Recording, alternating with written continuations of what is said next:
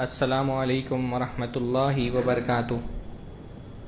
الحمد للہ رب العالمین والصلاة والسلام علی اشرف الانبیاء وسید المرسلین نبینا محمد وعلی آلہ وصحبہ اجمعین ومن تبعہم بإحسان الی یوم الدین۔ اعوذ باللہ السمیع العلیم من الشیطان الرجیم من ہمزہ ونفخہ ونفثہ۔ بسم اللہ الرحمن الرحیم۔ الحمد للہ الذی انزل علی عبدہ الکتاب ولم یجعل لہ عوجا قیما لینذر بأسا شدیدا من لدنہ ویبشر المؤمنین الذین یعملون الصالحات ان لہم اجرا حسنا۔ ہر طرح کی حمد و ثنا، تعریف و توصیف اللہ رب العزت کے لیے لائق اور زیبا ہے، جس کی تعریف کی کوئی حد نہیں ہے، جس کی شکر گزاری کا حق بندہ کبھی ادا نہیں کر سکتا، جس کی نعمتیں بے شمار ہیں، جس کے احسانات انگنت ہیں۔ اللہ تعالیٰ کے کلام مجید کی مختلف صورتوں کی آیتوں کی تفسیر و تشریح ہم دیکھ رہے ہیں۔ آج کے درس میں انشاءاللہ تعالیٰ قرآن مجید کی ایک بڑی منفرد سورۃ الکہف، اس کی کچھ منتخب آیتوں کی تشریح و تفسیر انشاءاللہ تعالیٰ ہم دیکھیں گے۔ سورۃ الکہف بڑی فضیلت والی سورت ہے، اس کے دو فضیلتیں تو آپ اس سے بھی واقف ہوں گے کہ ایک تو سورہ کہف جو ہے وہ جمعہ کے دن پڑھنے کی خصوصی فضیلت ہے۔ اللہ ایک جمعہ سے دوسرے جمعہ تک بندے کے لیے نور کا انتظام کر دیتا ہے اگر وہ سورۃ الکہف پڑھتا ہے تو ایک تو جمعہ کے دن اس کی پڑھنے کی خصوصی فضیلت ہے، اور دوسرا جو ہے وہ سورہ کہف کی ابتدا کی 10 آیتیں یہ دجال کے فتنے سے محفوظ رکھنے کے لیے کارگر ہیں۔ تو ایمان والے بندوں کو یہ تعلیم دی گئی ہے کہ سورہ کہف کی شروع کی 10 آیتیں وہ یاد رکھیں، اور اگر دجال دکھے تو یہ 10 آیتیں وہ پڑھیں، تو ان 10 آیتوں کی وجہ سے وہ دجال کے فتنوں سے انشاءاللہ تعالی محفوظ رہیں گے۔ تو یہ ایک تعلیم ہے جو اللہ کے نبی صلی اللہ علیہ وسلم نے ہم کو دی ہے، ہم کو خود بھی اس پر عمل کرنا چاہیے، اور اپنے بچوں کو بھی جو ہے وہ سورہ کہف کے آغاز کی جو 10 آیتیں ہیں وہ یاد کرانی چاہیے۔ سورہ کہف بنیادی طور پہ اس میں اللہ تعالیٰ نے قصے بیان کیے، مطلب چھوٹی سی صورت ہے، اور اس چھوٹی سی صورت میں تقریباً 5 قصے بیان ہوئے۔ اصحاب کہف یعنی غار والوں کا قصہ، 2 دوستوں کا قصہ جس میں سے ایک دوست کے پاس 2 بڑے باغات تھے اور ان کے غرور میں وہ مبتلا ہو گیا اور اللہ تعالیٰ کی ناشکری کی۔ حضرت آدم اور ابلیس کا قصہ مختصراً بیان ہوا ہے بہت، اور چوتھا قصہ حضرت موسیٰ علیہ السلام حضرت خضر سے ان کی ملاقات کا قصہ، اور 5واں ذوالقرنین کا قصہ۔ یہ 5 قصے بیان ہوئے۔ علماء نے ایک بڑی پیاری بات کہی ہے کہ انسان کی زندگی میں کچھ فتنے آتے ہیں، بنیادی طور پہ 4 طرح کے فتنے ہوتے ہیں جن کا بندہ شکار ہوتا ہے۔ 4 طرح کی آزمائشیں زندگی میں آتی ہیں، اور ان چاروں طرح کی آزمائشوں کا ذکر ان واقعات میں، یا تو دین سے متعلق کوئی آزمائش آتی ہے، یا تو مال سے متعلق آزمائش آتی ہے، یا تو علم کی آزمائش اور علم کا فتنہ آتا ہے، یا تو طاقت، پاور اور حکومت اور اقتدار کا فتنہ۔ یہ 4 فتنے ہوتے ہیں۔ 4 طرح سے اللہ تعالیٰ بندوں کو آزماتا ہے، دین کی مصیبت میں ڈال کے آزماتا ہے، کبھی مال کے ذریعے سے آزماتا ہے، کبھی علم دے کر کے آزماتا ہے، اور کبھی پاور دے کر کے، اقتدار دے کر کے آزماتا ہے۔ اور جو 4 واقعات بیان ہوئے سورہ کہف میں، ان میں یہ 4 طرح کے فتنوں کا ذکر ہے۔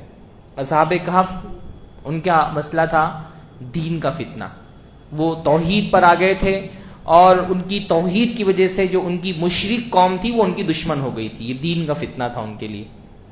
دوسرا فتنہ ہے مال کا فتنہ۔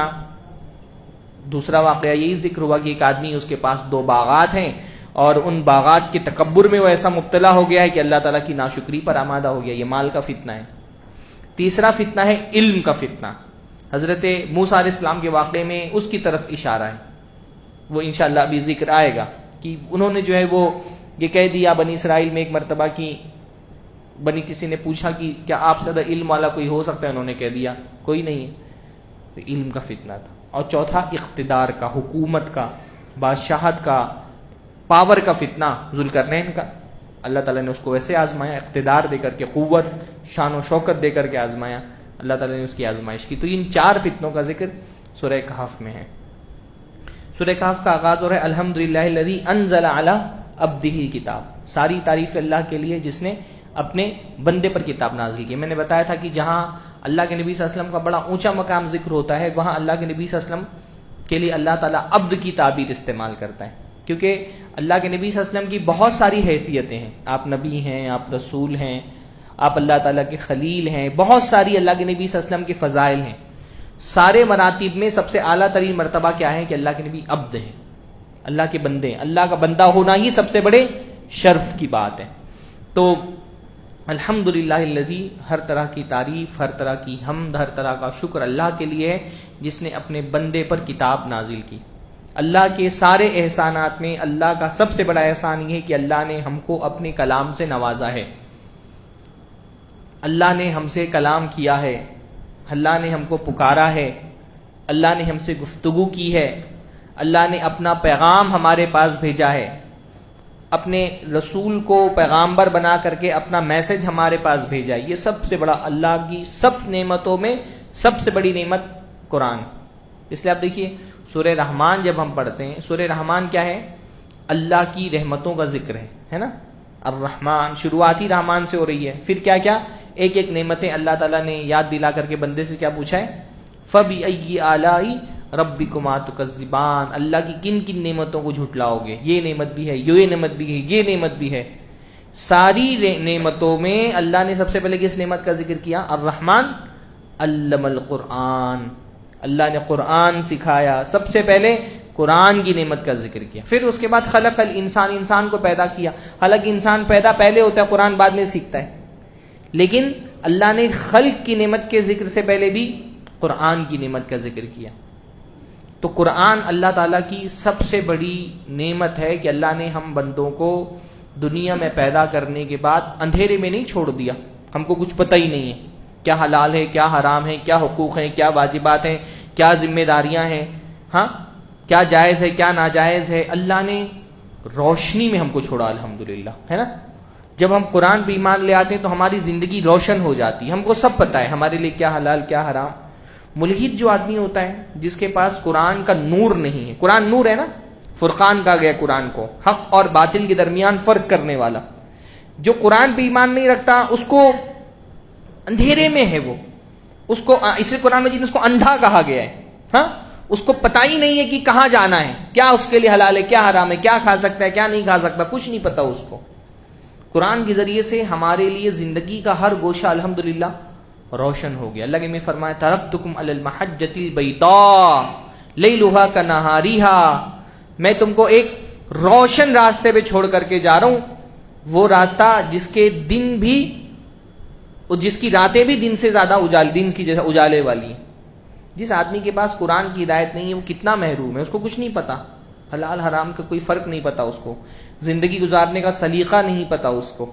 اس لیے آپ دیکھیں جو فلسفی ہیں، جو قرآن کی ہدایت سے ہدایت نہیں حاصل کرتے، ان کے یہاں پہ زندگی کی بیسک چیزوں کے بارے میں کنفیوژن ہے.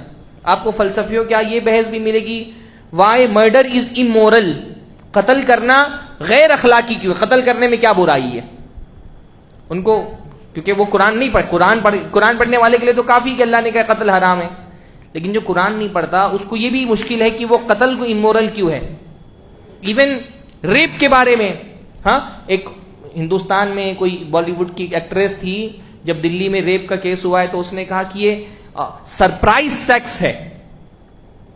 ہاں یہ کسی نے بیان دیا کہ اگر تم اس کو ڈینائی نہیں کر سکتے دین انجوائے اٹ، تو کوئی تمہارا ریپ کر رہا ہے تو انجوائے کرو اگر تم اس کو روک نہیں سکتے تو. جس کو قرآن کی ہدایت نہیں ملی اس کو کچھ بھی سمجھ میں نہیں آتا، حلال کیا چیز ہے، حرام کیا چیز ہے، اس کو کیا کھانا ہے، کچھ بھی کھا لیتا ہے. کس سے نکاح کرنا ہے، کس سے شادیاں کرنا ہے اس کو نہیں پتا ہے. اس لیے جو الہادی معاشرہ ہے وہاں پہ مرد مرد سے شادی کر رہے ہیں، عورتیں عورتوں سے شادی کر رہی ہیں، ان کو کچھ نہیں پتا، اندھیرے میں بالکل کیا حقوق ہیں، کیا واجبات ہیں، کیا ذمہ داریاں، کیسے طے ہوگا. اگر انسان اپنے دماغ سے طے کرنے لگے تو انسانوں کی دماغ تو مختلف ہے، کیسے پتہ چلے گا کیا حلال ہے کیا حرام ہے. یہ اللہ کا بہت بڑا احسان ہے کہ ہم کو اللہ تعالیٰ نے حلال حرام طے کرنا ہمارے اوپر نہیں چھوڑا ہے کہ تم طے کرو. اللہ نے ہم کو اپنی کتاب کے ذریعے سے بتا دیا کیا تمہارے لیے حلال ہے کیا حرام ہے. ہم ایک دم الحمدللہ روشنی میں زندگی گزارتے ہیں. قرآن روشنی ہے. اس لیے اللہ تعالیٰ کیا فرماتے ہیں؟ اللہ ولی الذین آمنوا یخرجہم من الظلمات الی النور. اللہ تعالیٰ ایمان لانے والوں کا ولی ہے. اللہ تعالیٰ ان کو اندھیروں سے نکال کے روشنی میں لے آتے ہیں. ہم روشنی میں الحمدللہ.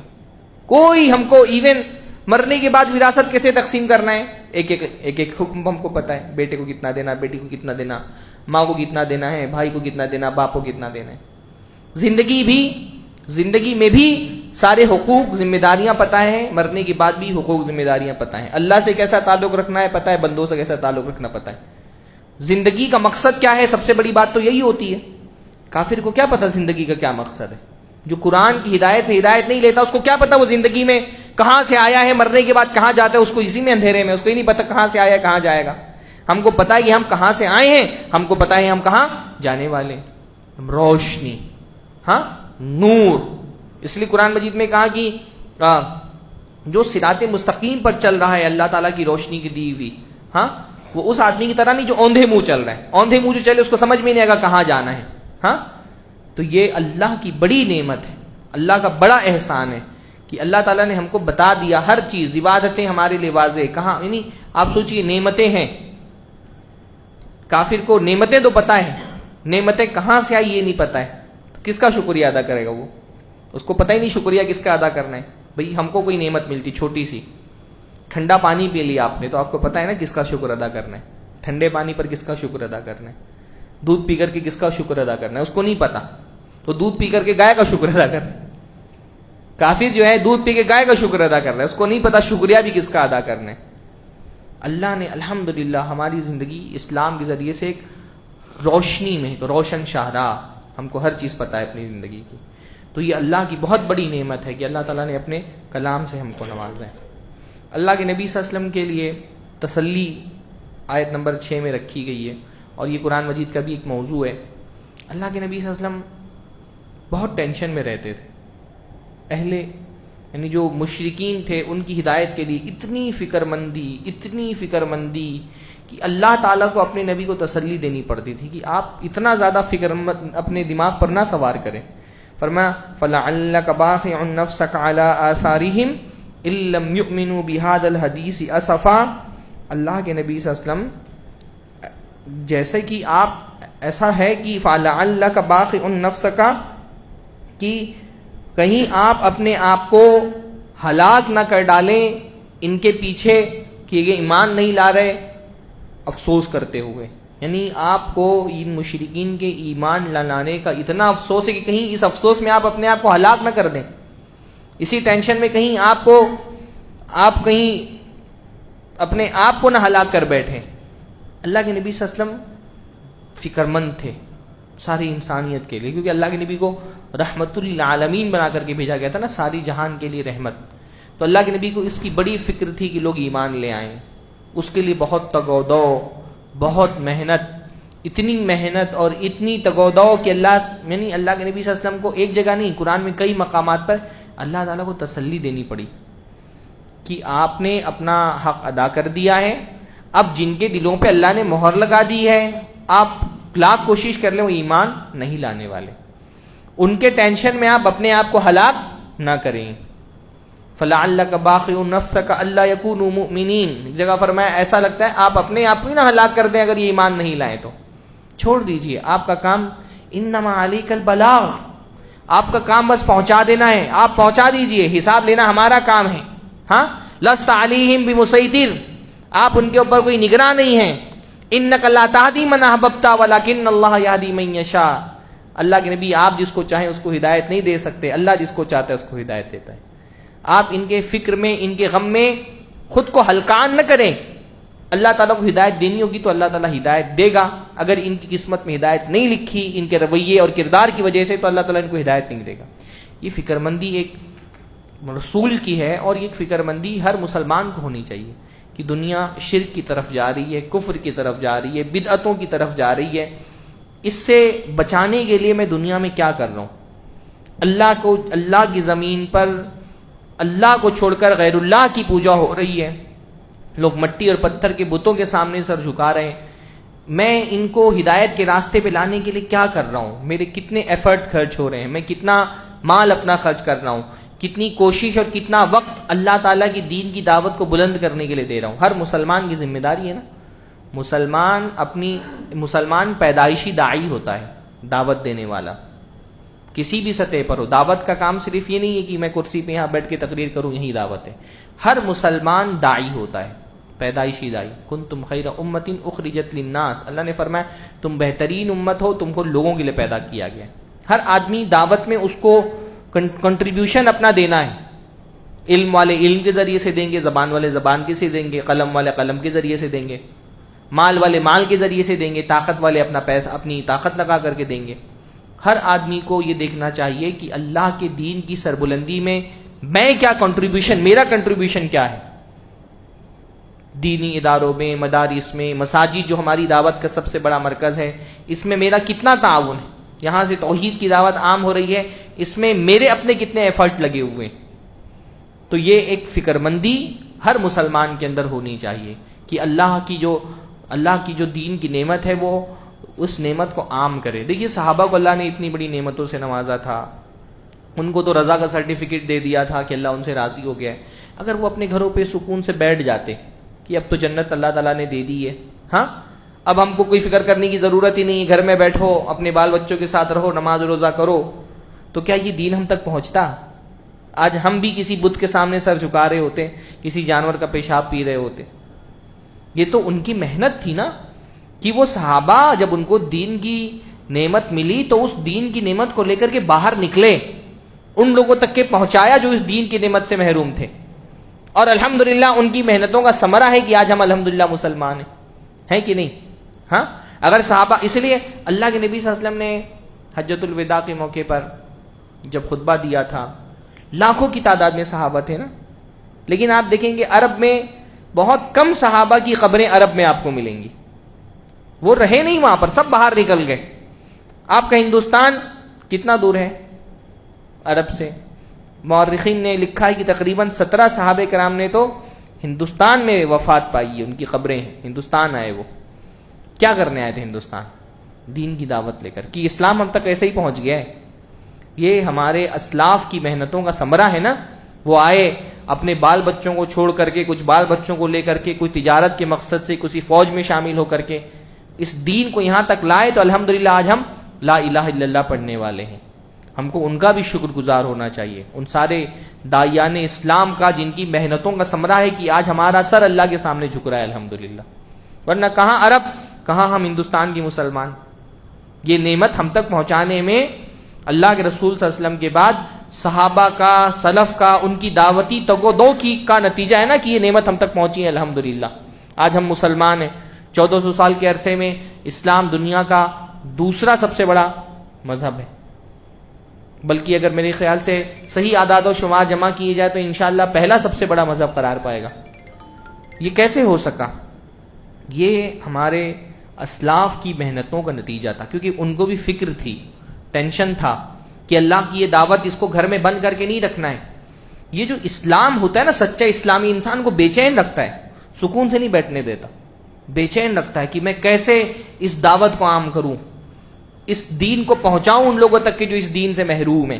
ہاں یہ بے چینی ہمارے اندر نہیں، مارکیٹ کی حد تک نہیں ہے. آپ کی مارکیٹ میں کتنے لوگ قبر پرست ہوں گے؟ کبھی آپ سوچتے ہیں کہ ایک آدمی کے ساتھ بیٹھیں، بات کریں، اس کو توحید کی دعوت دیں؟ آپ کے تعلقات میں، آپ کے رابطے میں کتنے سارے لوگ ہوں گے جو ایمان کی دولت سے محروم ہیں. آپ کبھی سوچتے ہیں ان کو ایمان کی بات بتائی جائے، رسول کی سیرت کی بات بتائی جائے، قرآن کا ترجمہ کسی کو دے دیجئے؟ ہاں مسلمان کی سب سے پہلی حیثیت یہ کہ وہ داعی، کہیں پہ بھی ہو. وہ رکشہ ڈرائیور بھی ہے تو وہ داعی ہے. میں تو سوچتا ہوں رکشہ ڈرائیور کتنا دعوت کا کام کر سکتا ہے اگر کرنا چاہے تو. ہاں کچھ پمفلیٹ رکھ دے اپنی اس رکشے کے اندر. ہاں لوگ، بہت سارے لوگ فری بیٹھے ہوئے ہوتے ہیں تو رکشہ ڈرائیور سے ہی بات شروع کر دیتے ہیں. ایک دعوتی اس کو ایک اپنا ایک تربیت لے کر کے رکھے کہ کیسے مجھ کو توحید کی دعوت پر کیسے بات کرنی ہے، اسلام کی کون کون سی اچھائی ہیں جو بتانی ہیں. مسلمان چلتا پھرتا ایک داعی ہوتا ہے. ہاں ہر جگہ دعوت. ہر جگہ اس کی نظر میں یہ ہوتی ہے کہ اسلام کا پیغام ان لوگوں تک پہنچے جو اسلام سے محروم ہیں. یہ فکر ہوگی تو انسان پھر وہ اس مقام کو پہنچے گا جو اللہ کے رسول کا مقام تھا. کہ اللہ کے رسول فرما رہے کہ تمہاری مثال اور میری مثال ایسے ہی ہے جیسے کوئی آدمی آگ جلائے، اب پتنگے آگ میں کود رہے، اور تم بھی ایسے ہی آگ میں کود رہے ہو. شرک کرنے والا کیا ہے؟ شرک کرنے والا ایک ایسی پٹری پر چل رہا ہے جس پہ ٹرین آ رہی ہے. اگر مرنے سے پہلے اس کو ٹرین آنے سے پہلے اس کو وہاں سے نہیں ہٹائے گا تو وہ مر جائے گا. تو تم آگ میں کود رہے ہو، آگ جہنم کی طرف جا رہے ہو، میں تمہاری کمر پکڑ پکڑ کے تم کو روک رہا ہوں کہ جہنم میں مت جاؤ. مجھ کو تمہاری فکر ہے کیونکہ اللہ کے رسول رحمت للعالمین ہے نا، آپ کو انسانیت کی فکر ہے کہ انسانیت جہنم کی طرف جا رہی، میں کمر پکڑ کے تم کو بچا رہا ہوں، تو میرا ہاتھ چھڑا کر کے آگ میں کودنا چاہ رہے ہو. یہ فکر ہونی چاہیے. مسلمان اس فکر سے محروم ہے، یہ ٹینشن ہونا چاہیے ساری انسانیت کا. پھر اس کے بعد اصحاب کہف کا واقعہ ہے. یہ بڑا دلچسپ واقعہ ہے، کسی شہر کا واقعہ ہے جہاں پہ قرآن مجید نے اتنی تفصیلات تو نہیں بتائیں کہ وہ کون سا شہر تھا اور کتنے لوگ تھے، یہ بھی بہت وضاحت سے نہیں بتایا، کون بادشاہ تھا، ان کے کیا نام تھے.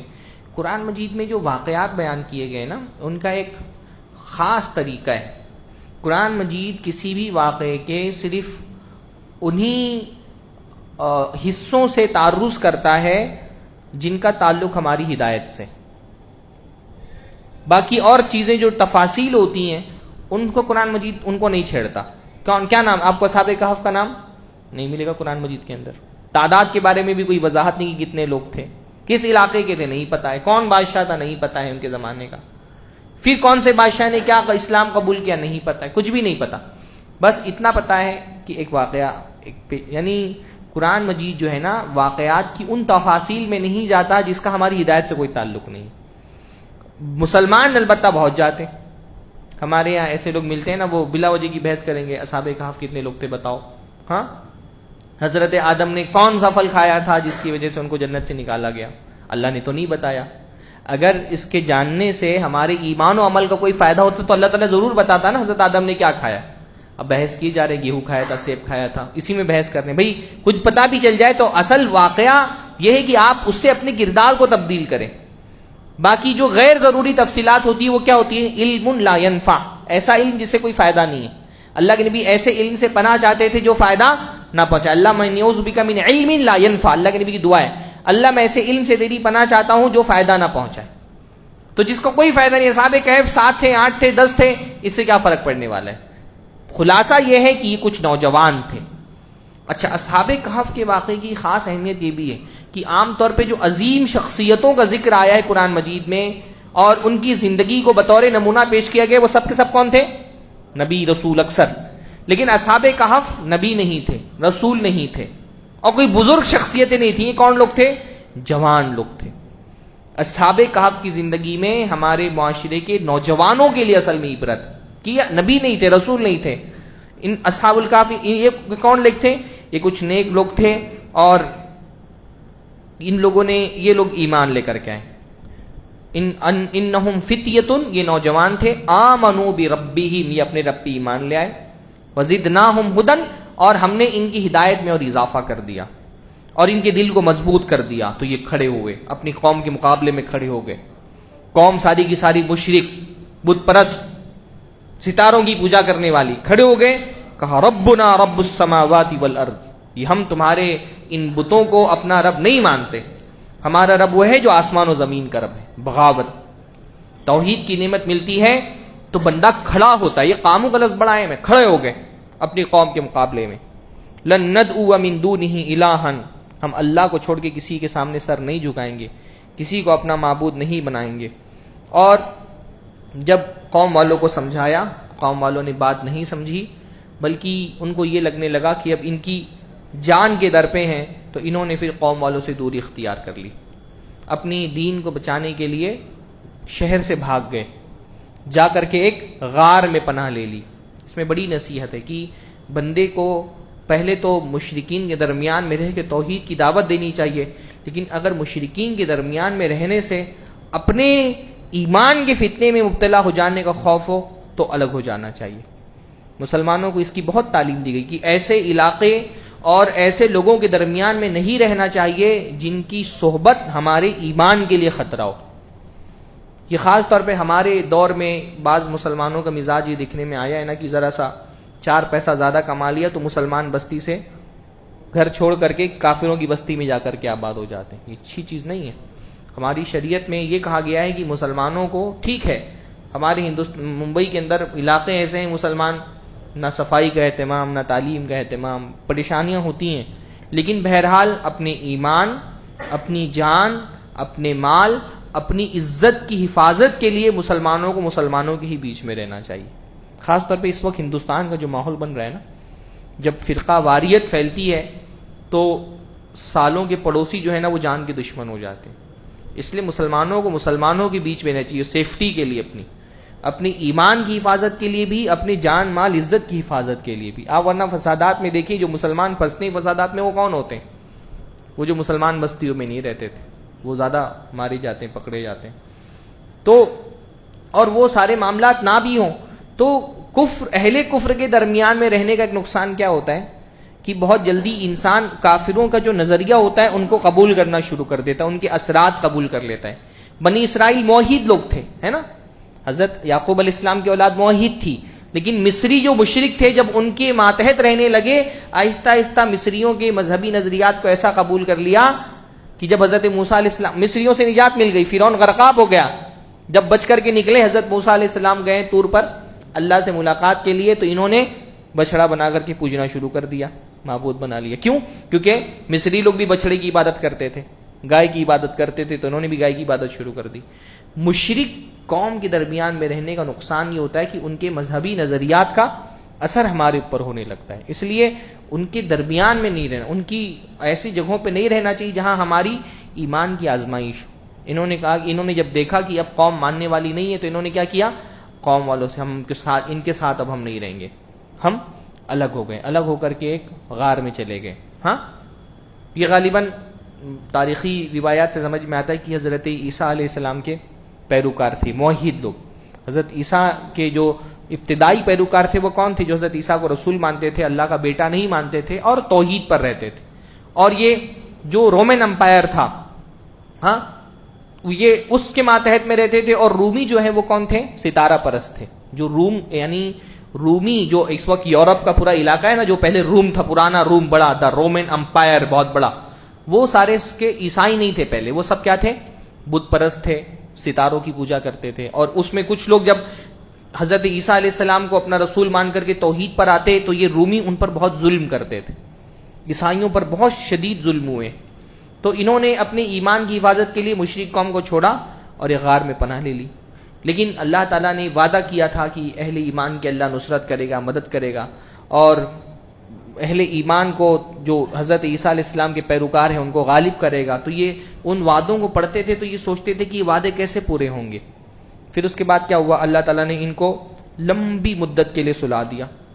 ہاں، 309 سال تک کے یہ سوتے رہ گئے.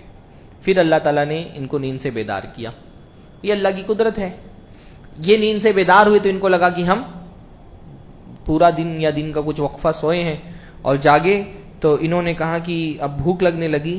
تو انہوں نے کہا فَبْعَثُوا أَحَدَكُمْ بِوَرِقِكُمْ هَٰذِهِ إِلَى الْمَدِينَةِ فَلْيَنظُرْ أَيُّهَا أَزْكَىٰ طَعَامًا فَلْيَأْتِكُمْ بِرِزْقٍ مِّنْهُ. جب جاگے سو کے اٹھے تو کہا کہ کوئی جائے آدمی باہر اور سکہ دے کر کے، اپنا پیسہ دے کر کے کہا کہ جاؤ اور جا کر کے کچھ کھانا لے کے آؤ، حلال کھانا لانا، ازکا طعام، حلال کھانا. یہ دیکھیے ایمان والے بندے کو اس کی بہت فکر ہوتی ہے. ان حالات میں بھی ان کو کیا ٹینشن ہے کہ ہم مشرکوں کے بیچ میں رہتے ہیں تو کھانا حرام نہیں ہونا چاہیے، حلال کھانا لے کر کے آؤ. جب وہ بندہ باہر نکلا تو اس نے دیکھا دنیا تبدیل ہو چکی ہے، 350 سال کے بعد باہر نکل رہے ہیں. ہاں، اور وہ جس توحید کی جس دعوت کو لے کر کے اور جس کے جرم میں یعنی حضرت عیسیٰ علیہ السلام کے مذہب کو قبول کرنے کی جرم میں وہ پکڑے جانے والے تھے اور اپنے آپ کو بچانے کے لیے وہ غار میں پناہ لی تھی. جس درمیان میں غار میں تھے اس درمیان میں وہ عیسائی مذہب اتنا غالب آیا کہ اس حکومت کا مذہب ہی عیسائی مذہب بن گیا. تاریخ اعتبار سے مفسرین نے لکھا ہے کہ جو قسطنطین، قسطنطنیہ جس کے نام سے ہے نا، قسطنطین جو بادشاہ تھا رومیوں کا، اس نے سب سے پہلے عیسائی مذہب قبول کیا. تو اس نے جب عیسائی مذہب قبول کیا تو وہ جو پورا رومن امپائر تھا وہ سب کا سب عیسائی ہو گیا. یہ جو یورپ کے اتنے سارے لوگ عیسائی ہیں نا، یہ کیوں عیسائی ہوئے؟ یہ کانسٹنٹائن کی وجہ سے وہ عیسائی ہو گیا، تو پورا جو یورپ تھا، پورا جو ایک رومن امپائر تھا، وہ سب کے سب عیسائی ہو گئے. تو یہ عیسائی مذہب قبول کرنے کے جرم میں چھپے تھے، باہر نکلے تو دیکھیں پورے ملک کا مذہب عیسائی مذہب ہو گیا 309 سال کے عرصے میں. تو انہوں نے اپنی آنکھوں سے دیکھا کہ اللہ تعالیٰ کیسے غلبہ دیتا ہے. ہاں، چھوٹی سی جماعت تھی، ان کو لگتا تھا اللہ تعالیٰ کیسے غلبہ دیتا ہے. یعنی یہ واقعات کب بیان کیا رہے ہیں؟ اللہ کے نبی صلی اللہ علیہ وسلم مکہ کے اندر ہے تب بیان ہو رہے ہیں. اور اس وقت بھی صورتحال یہ تھی، اللہ کے نبی اکیلے، 8 10 15 صحابہ اللہ کے نبی صلی اللہ علیہ وسلم کے ساتھ ایمان لانے والے 40 50. لوگوں کو لگتا تھا کہ قرآن مجید بار بار کہتا ہے اللہ تعالیٰ کا دین بلند ہو کر کے رہے گا، غالب ہو کے رہے گا. کیسے غالب ہوگا؟ لیکن اللہ نے غالب کیا ہے نا 23 سال کے مختصر سے عرصے میں. پھر وہی اسلام جو ہے وہ پورے عرب کا سب سے بڑا مذہب بن گیا. لوگ فوج در فوج اسلام میں داخل ہونے لگے. تو اللہ کی نصرت آتی ہے تو 2 دہائیوں میں ملک کی قسمت تبدیل ہو جاتی ہے. تو اللہ تعالیٰ نے یہ ایک نشانی ان کو دکھائی. پھر ایک خصوصی تاکید یہاں پہ کی گئی، وَلَا تَقُولَنَّ لِشَيْءٍ إِنِّي فَاعِلٌ ذَلِكَ غَدًا إِلَّا أَن يَشَاءَ اللَّهُ، کہ جب بھی کوئی بات کہنی ہو کہ میں کل یہ کام کروں گا، تو ایسے مت کہہ دو میں کل کروں گا، ہے نا. اللہ کی تعظیم کا تقاضا یہ کہ کہو انشاءاللہ میں کروں گا، انشاءاللہ میں کروں گا، انشاءاللہ کہو. ہاں، یعنی زبان سے یا موحد کے جو کلمات ہوتے ہیں اس میں بھی توحید جھلک رہی ہوتی ہے کہ مجھے نہیں پتا کل تک میں زندہ رہوں گا کہ نہیں، میری قدرت ہوگی کہ نہیں ہوگی. تو میں کوئی کام کرنا چاہوں، اگر مستقبل کی بات ہے تو میں کیا کہوں؟ انشاءاللہ. ماضی کی بات ہے تو کیا کہنا چاہیے؟ نہیں ہم کو پتا پاسٹ میں کیا ہوا تھا تو ہم کیا کہیں؟ اللہ عالم، اللہ بہتر جانتا ہے. یہ بھی ہم کو سکھایا گیا نا، اللہ بہتر جانتا ہے مستقبل میں کیا ہوگا، ماضی میں کیا ہوا ہے اللہ بہتر جانتا ہے. ہاں، تو جیسے وہ جب اصحاب کہف کے کتنے لوگ تھے اس کا جب ذکر آیا تو اللہ تعالیٰ نے فرمایا کہ کتنے دنوں تک کہ وہ زندہ رہے، قل اللہ اعلم بما لبثوا، کتنے دنوں تک کہ وہ رہے وہاں پر سوتے رہے، اللہ عالم، اللہ بہتر جانتا ہے. ہاں، پھر اس کے بعد وہ تو بہرحال یہ اصحاب کہف کا واقعہ ذکر ہوا. پھر اصحاب کہف کے واقعے کے بعد 2 دوستوں کا واقعہ ذکر ہوا، جس میں سے ایک دوست جو ہے اس کو اللہ تعالیٰ نے بڑے باغات سے نوازا تھا. انگور کے باغات تھے اور اس انگور کے باغات کے کنارے پر کھجور کے درخت تھے اور بڑی لمبی کھیتی تھی اور بہت اس کو فراوانی سے اس میں پیداوار ہوتی تھی. تو وہ جب بھی اپنے باغات میں داخل ہوتا تو کہتا کہ مجھے نہیں لگتا کہ اس میں کبھی بھی ختم ہوگا، میرا مال اتنا زیادہ مال ہے. ہاں، اور مجھے نہیں لگتا قیامت قائم ہوگی، میرا نہیں خیال ہے کہ قیامت آئے گی. اور اگر قیامت آ بھی گئی تو بھی میں، اللہ تعالیٰ نے دنیا میں مجھے اتنا نوازا ہے تو میں اس کا مطلب میں محبوبی ہوں اللہ کا، تو آخرت میں بھی مجھ کو ملے گا. تو یہ مال کا فتنہ ہے، مال کی فتنہ یہ بہت شدید فتنہ ہے. اور یہاں کون سا فتنہ ہے کہ بندے کو اللہ تعالیٰ نے مال سے نواز دیا تو وہ اس کو لگتا ہے کہ اب میں ہمیشہ ایسا ہی رہوں گا، یہ کوئی میں نے اپنے ہاتھ سے کمایا ہے، یہ میری اپنی قوت اور اپنی ذہانت کا نتیجہ ہے. مال دیتا ہے جب اللہ تعالیٰ بندے کو تو اللہ تعالیٰ چاہتا ہے بندے سے کہ بندہ اللہ کی شکر گزاری کرے. اور شکر گزاری کا پہلا تقاضا کیا ہے کہ بندہ ہیوملیشن جس کو کہتے ہیں، تواضع، کہ بندہ اللہ کے سامنے جھکے کہ اللہ تعالیٰ اگر تو نہیں دیتا تو میں یہ مال نہیں کما سکتا، یہ تو نے مجھے منتخب کر لیا مال دینے کے لیے تو میں آج مالدار ہوں. تو نہیں دیتا. یعنی آپ دنیا میں ہی دیکھیں نا، بڑی بڑی صلاحیتوں والے لوگ، علم اور تجربہ، باتیں کریں لیکن پیسہ نہیں ہے ہاتھ میں. اور ایسے لوگوں کو دیکھیں گے انگوٹھا چھاپ ہے، کچھ لکھنا پڑھنا بات کرنا بھی نہیں آتا، کروڑوں کی جائیداد ہے کہ نہیں؟ دنیا میں دیکھتے ہیں کہ نہیں ہم؟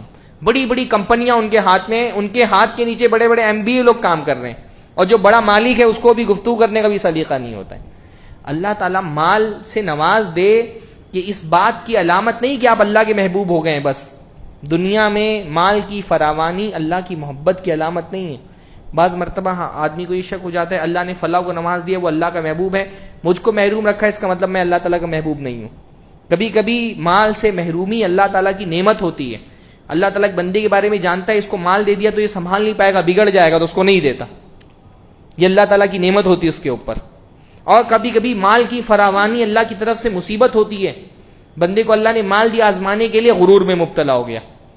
ہاں میرا ہے، میری شان و شوکت، میری قوت، میں نے اپنے زور بازو سے کمایا ہے. شکر نہیں ادا کرتا اللہ کا، اور وہ مال اس کے لیے مصیبت بن جاتا ہے. مال اللہ دیتا ہے، مال کا حق نہیں ادا کرتا. مال کے حقوق ہوتے ہیں نا بھئی. سب سے بڑا حق زکوٰۃ کا ہے. میں تو یہ دیکھنے میں آ رہا ہے مسلم معاشرے کے اندر بہت بڑی تعداد میں لوگوں کو میں دیکھ رہا ہوں زکوٰۃ نہیں صحیح سے ادا کر رہے، بس اپنے حساب سے تھوڑا بہت جو من میں آیا دے دیا. زکوٰۃ ایک متعین حق ہے ہر مال کے اندر. کھیتی ہو اس میں متعین حق ہے، کیش ہے اس میں متعین حق ہے. ایسے ایسے لوگ ہیں ممبئی میں آپ کے کلو کے حساب سے سونے گھر میں ان کے، زکوٰۃ نکالیں گے کروڑوں میں زکوٰۃ نکلے گی، لیکن بس وہی 1,50,000 کس کو پکڑا دیا سمجھتے ہیں فارغ ہو گئے. ہم حق نکالیے، غریب کا حق ہے تو وہ اس کا مال اس کے لیے عذاب بن جائے گا قیامت کے دن. اس کو لگتا ہے میں اللہ کا بہت چہتا ہوں، اللہ نے مال، ٹھیک ہے اللہ کا شکر ادا کرنا چاہیے، لیکن مال کو اللہ رب العالمین کی آزمائش ہے یہ بھی سمجھنا چاہیے کہ اگر میں نے مال کے جو حقوق ہیں وہ ادا نہیں کیے تو یہ مال میرے لیے عذاب بن جائے گا، یہ سانپ بن کر کے ڈسے گا قیامت کے دن مجھ کو، اس کو پگھلا کر کے سونا چاندی داغا جائے گا اگر اس کے حقوق نہیں ادا کیے تو مال اللہ نے دیا ہے تو مال کی شکر گزاری کرنا چاہیے. اس بندے کو مال مل گیا تو یہ گھمنڈ میں مبتلا ہو گیا، غرور میں مبتلا ہو گیا، اپنے آپ کو سیٹ سمجھنے لگا کہ میں الگ ہی کچھ ہوں، میرا کوئی ایک الگ ہی مرتبہ ہے. مال کا غرور بڑا خطرناک ہوتا ہے، یہاں تک کہ اللہ تعالیٰ نے پھر اس کو مال کو اس کے ہلاک و برباد کر دیا. پھر ایک جو ہے قرآن میں بڑی اہم آیت آئی سورہ، یہ کل بھی یہ آیت غالباً میں نے آپ لوگوں کے سامنے پڑھی تھی کہ قیامت کے دن جب نام اعمال کھول کر کے رکھے جائیں گے تو جو مجرم ہوں گے وہ کہیں گے ما لہذا الکتاب لا یغادر صغیرۃ ولا کبیرۃ الا احصاھا، کہ یہ کیسی اعمال کی کتاب ہے، اس میں تو کوئی چھوٹا بڑا چیز ایسی عمل نہیں ہے جو اس کے اندر نہ لکھا ہوا. تو ہر چھوٹا بڑا عمل ہمارا لکھا جا رہا ہے. فمن یعمل مثقال ذرۃ خیرا یرہ ومن یعمل مثقال ذرۃ شرا یرہ، جو ایک مثقال کے برابر ایک ذرے کے برابر بھی اگر کوئی نیکی کرے گا وہ دیکھ لے گا، لکھا جا رہا ہے. اور کوئی گناہ کرے گا تو ذرہ، علماء نے کہا ہے نا کہ وہ آپ کبھی اندھیرے میں بیٹھے ہوتے ہیں تو ایک دھوپ آتی ہے نا، دھوپ کی ایک چھوٹی سی کرن آتی ہے اور اس کرن میں آپ کو باریک سے ذرات اڑتے ہوئے دکھائی دیتے ہیں. علماء نے کہا یہی ذرہ ہے. اتنا بھی اگر نیکی کی ہے اللہ تعالیٰ ضائع نہیں کرے گا انشاءاللہ، اس کو دیکھو گے قیامت کے دن لکھا ہوا ہے. اس لیے کسی نیکی کو بھی حقیر نہیں سمجھنا چاہیے، کسی گناہ کو بھی حقیر نہیں سمجھنا چاہیے. ہاں پتہ نہیں کون سی نیکی اللہ کی بارگاہ میں قبول ہو جائے اور ہماری مغفرت کا سبب بن جائے. بھئی جس بندے نے اس کتے کو پانی پلایا تھا اس کو تھوڑی احساس ہوگا کہ میں نے اتنی بڑی نیکی کر دی کہ میرے سارے گناہ اس نیکی کی وجہ سے معاف ہو جائیں گے.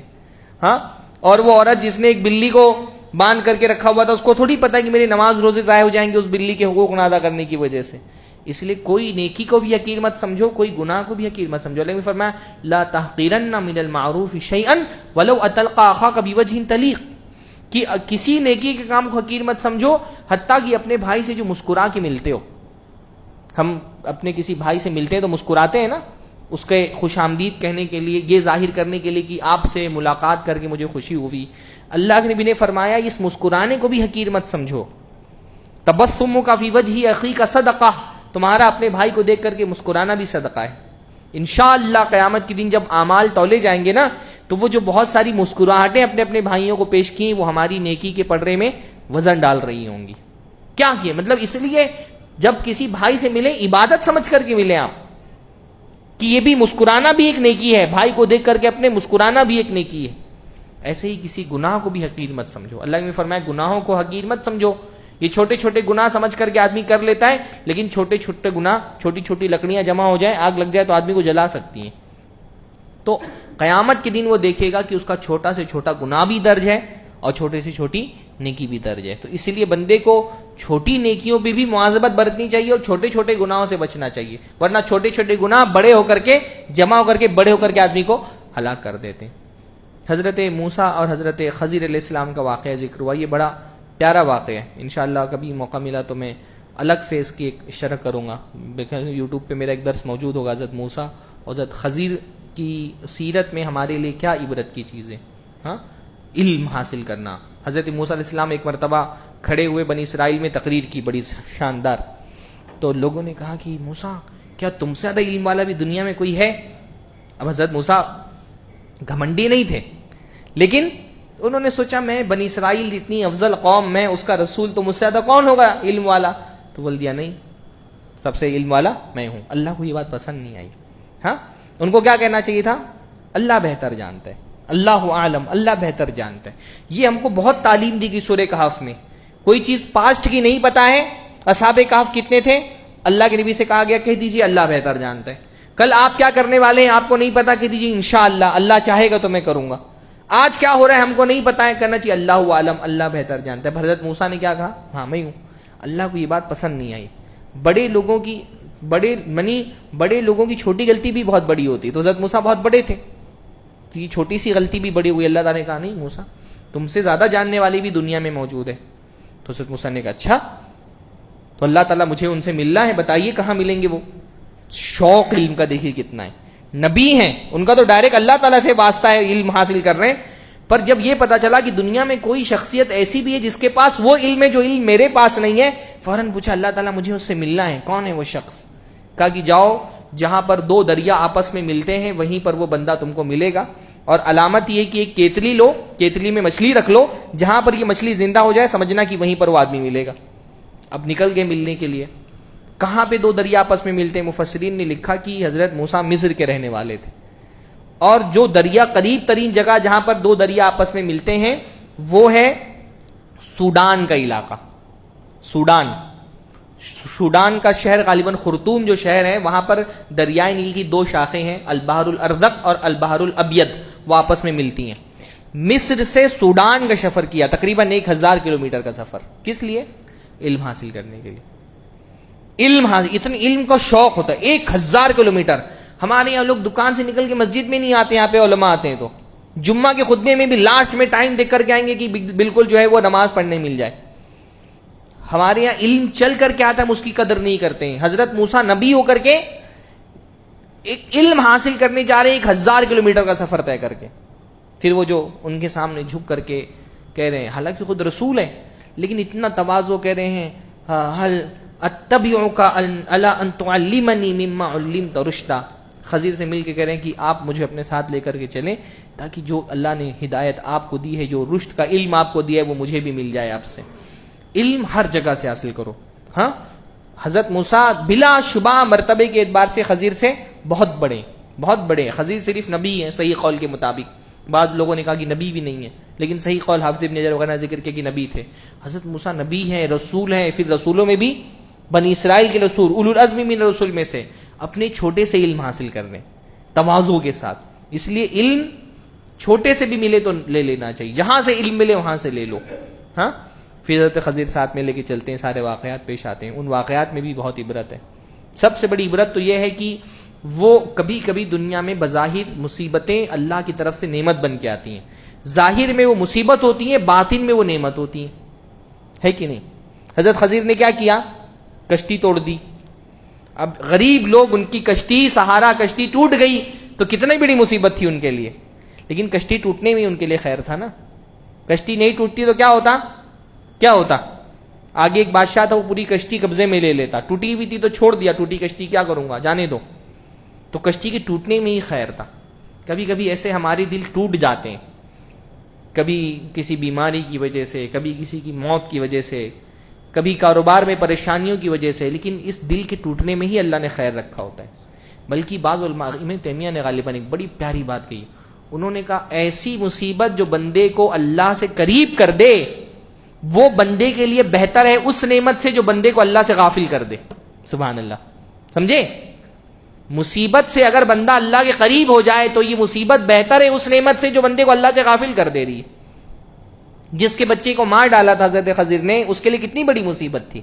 ہاں لیکن اللہ تعالیٰ نے کیا فرمایا کہ اسی مصیبت میں ان کے لیے خیر تھا. وہ بچہ اگر زندہ رہتا تو اپنے ماں باپ کے لیے فتنے کا اور آزمائش کا سبب بن جاتا. تو زندگی میں کوئی مصیبت ہو، ایمان والے بندے کا ہمیشہ اللہ سے اچھا گمان رہنا چاہیے کہ شاید اللہ نے اسی میں میرے لیے خیر رکھا ہو. دنیا میں نہیں تو ہو سکتا ہے اس کا خیر آخرت میں واضح ہو. بھئی حدیث کے اندر آتا ہے کہ قیامت کے دن اللہ تعالیٰ مصیبت والوں کو الگ کر دے گا اور عافیت والوں کو الگ کر دے گا، اور مصیبت والوں کو ان کی مصیبت کے حساب سے اجر دیا جائے گا. تم کو بہت بیماری تھی، تمہاری بیماری کے بدلے میں اتنا ثواب. تم کو تمہارے بچے کی موت ہو گئی تھی، بچے کی موت پہ بہت ثواب ہے، اتنا ثواب ہے بچے کی موت پر. اللہ کے نبی نے فرمایا میری امت کا باج ہے وہ آدمی جس کے کسی بچے کی موت نہ ہوئی ہو. اتنا ثواب ہے، تو اس کو الگ ثواب، ہر مصیبت کے حساب سے ثواب. تو جب مصیبت والوں کو ان کی مصیبت پر اجر دیا جائے گا، حدیث کے اندر آتا ہے عافیت والے سوچیں گے کاش دنیا میں ہماری چمڑیوں کو کینچی سے کاٹ دیا گیا ہوتا اور جو اجر ان کو مل رہا ہے وہ ہم کو بھی مل پاتا. تو مصیبت بھی آئے زندگی میں تو کیا سوچنا چاہیے؟ اللہ نے شاید اسی میں میرے لیے خیر رکھا ہے. مایوس نہیں ہونا چاہیے اللہ تعالیٰ سے. ہاں، پھر اس کے بعد ذوالقرنین ایک بڑا بادشاہ تھا، اللہ نے اس کو بڑی دولت سے، بڑی شان و شوقت سے نوازا تھا، لیکن وہ غرور میں مبتلا نہیں ہوا، اللہ کا شکر گزار بن کر کے رہا. اس میں پاور کا جو ایک فتنہ ہوتا ہے نا، اس کے لیے اللہ تعالیٰ نے کی. بعض مرتبہ آدمی تھوڑا سا پاور دنیا میں مل جاتا ہے، کسی ادارے کا ٹرسٹی ہو گیا ہے، کسی گاؤں کا پردھان بن گیا ہے، کوئی M P M L A بن گیا ہے، اب وہ سمجھتا ہے بس جیسے لگتا ہے فرعون بن جاتا ہے. ہاں، اپنے اپنے دائرے میں ہر کوئی فرعون ہے. ہم نے فرعون کی بات سنتے ہیں نا، مصر کا فرعون. ہمارے بھی زمانے میں اپنے دائرے میں ہر آدمی فرعون ہے. ایون جس کا کہیں کچھ نہیں چلتا ہے وہ اپنے گھر میں چلا آتا، اپنے گھر میں اپنے بچوں کے لیے فرعون بن جاتا ہے، وہاں پہ ظلم کر رہا ہوتا ہے. بیوی پر فرعون بن جاتا ہے، بیوی پہ ظلم کر رہا ہے کیونکہ اس کا اختیار بیوی پر ہی ہے، تو بیوی پہ کے لیے فرعون بن جاتا ہے. اور جس کا کہیں کچھ نہیں چلتا وہ امام صاحب کے لیے فرعون بن جاتا ہے. یعنی جن کی بیوی ان کو ڈانٹ دیتی ہے نا، گھر میں 2 بار ان کو سالن مانگ لے تو ڈانٹ پڑنی پڑتی ہے، وہ امام صاحب پہ آ کے روپ جماتے ہیں. کہیں نہیں چل رہا تو امام صاحب پہ ہی جماؤ. ہاں، تو اپنے اپنے دائرے میں ہر کوئی فرعون ہے. ان جو فرعونیوں کے لیے ایک نصیحت ہے ذوالقرنین کہ دیکھو اتنا اللہ نے پاور دیا، ایسٹ سے ویسٹ تک کی حکومت تھی، لیکن غرور میں مبتلا نہیں ہوئے. اس حکومت کو ہمیشہ اللہ کی نعمت کو سمجھا کہ یہ اللہ تعالیٰ کی نعمت ہے، اور اس پاور کا مقابلہ، اس پاور کا استعمال شر کے مقابلے کے لیے کا، خیر کو پھیلانے کے لیے. اللہ نے اگر کوئی طاقت دی ہے، کوئی اتھارٹی دی ہے کہیں پر بھی، تو اپنی پاور کا درست استعمال کرو، خیر کو پھیلانے کے لیے، شر سے مقابلے کے لیے اپنے پاور کا استعمال کرو. یہ ذوالقرنین کے قصے میں ہمارے لیے عبرت اور نصیحت ہے. تو بہرحال سورہ کہف تو بہت پیاری سورت ہے، اور میں امید کرتا ہوں کہ آپ لوگ جمعہ کے دن پڑھتے بھی ہوں گے. ترجمے کے ساتھ پڑھیے، تفسیر کے ساتھ پڑھیے. کئی علماء نے تفسیر کی بھی ہے تو تفسیر سنیے بھی اگر پڑھ نہیں سکتے ہیں تو. بہرحال وقت ہمارا ختم ہوا. اللہ تعالی ہم سب کو قرآن مجید پڑھنے کی، سمجھنے کی توفیق عطا فرمائے. وآخر دعوانا الحمد للہ رب العالمین. والسلام علیکم ورحمۃ اللہ وبرکاتہ.